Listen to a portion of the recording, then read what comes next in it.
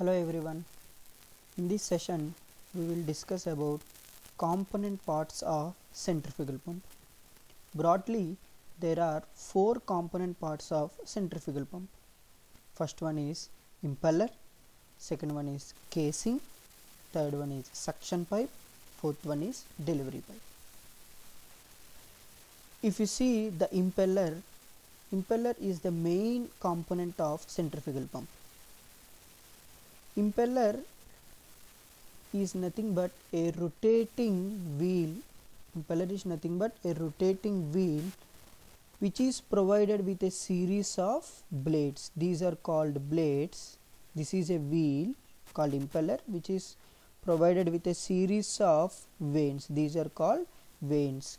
Series of blades called vanes. Generally this impeller is mounted on a shaft. This shaft is connected to the motor behind the pump. So this impeller is nothing but a rotating element. So this impeller, because it rotates, it generates some centrifugal force so that it imparts the required energy, thereby it transfers the liquid from one level to another level. The shaft which is rotating with the help of the motor will take the electrical energy and it converts into mechanical energy. So this shaft is common to the motor and this pump. So this wheel, this rotating wheel impeller is mounted to this shaft. Then there are few types of impellers we have in the market. So don't confuse with the types. There is a basic difference between these three types. I can say in a simpler way there are two basic ways. In two basic ways we can remember the different types of impeller. First basic thing is the presence of crown plate and base plate. Depends upon the presence of these plates we can classify the types of impeller. And the second one is depends upon the purity of the liquid that you want to transport, from one level to another level. These types can also be defined. So these are the two basic ways we can remember the types of impeller. So first one, presence of crown plate and base plate. What is crown plate?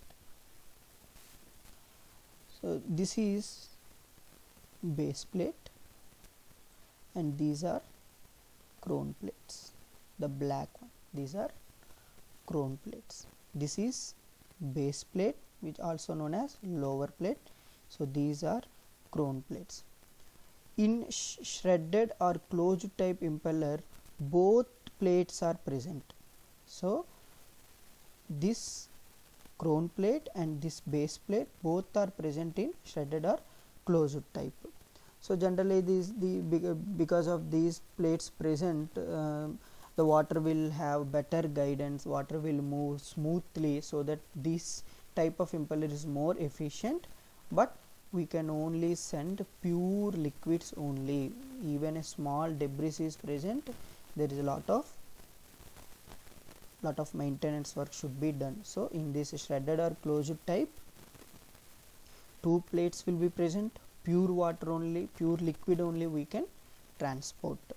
So if you see the second type is semi-open type, and the name suggests semi-open type means only the base plate is present, only base plate is present, there are no crown plates. So in semi-open type only base plate is present, there are no crown plates. So because there are no crown plates, so some debris, liquid also, some matter present in the liquid, some debris, some kind of solid materials also if there is in the liquid, we can allow in this impeller. Only some percentage of debris presence in the liquid can only allow to transport in this impeller.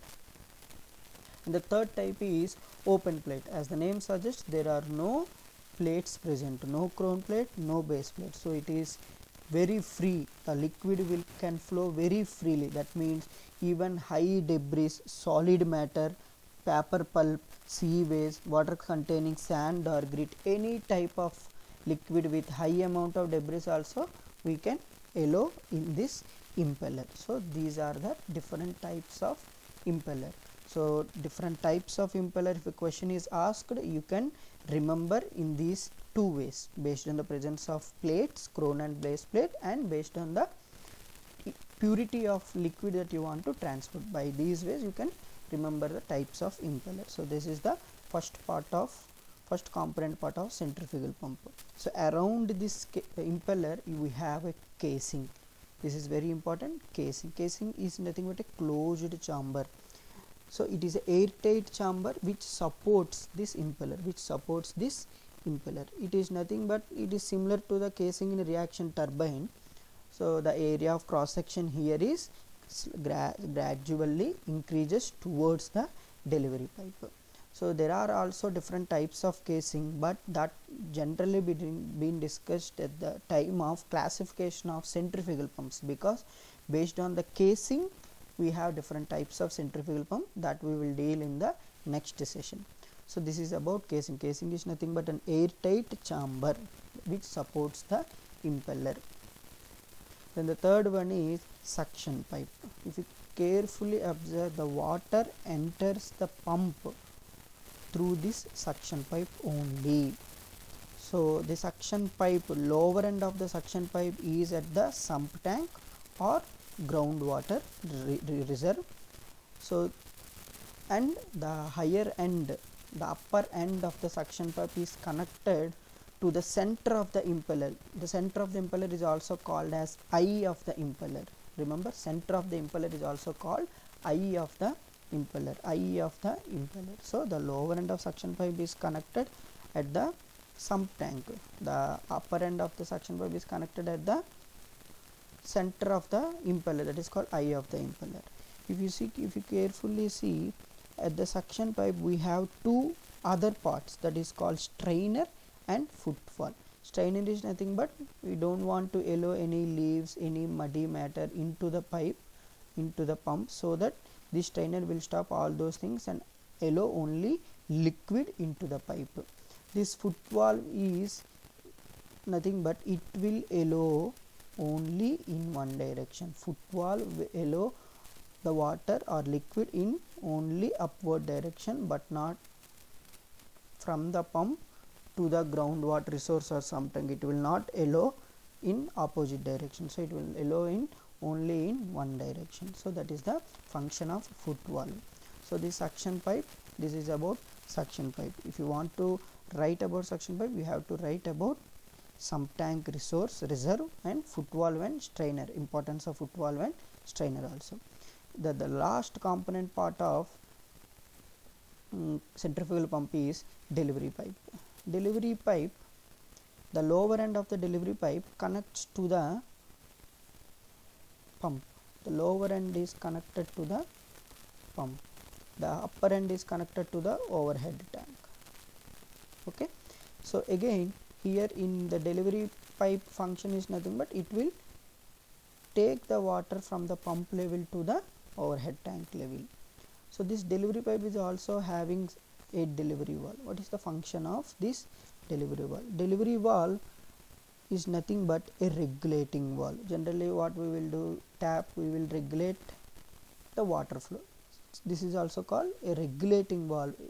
It is a type of sluice regulating type, so that we can allow how much amount of water to enter into the delivery pipe or into the overhead tank, so that we can have a control the flow. We can have the control of flow because of this delivery valve. This is the function of the delivery valve. So these are the main components of centrifugal pump: casing, impeller. There are three different types of impeller. I have discussed about the differences, and there are other parts are suction pipe. If you want to write the suction pipe, you have to mention about the importance of strainer and footwall and its functions, and delivery valve, delivery pipe, and the importance of delivery valve. I hope it is clear. Thank you.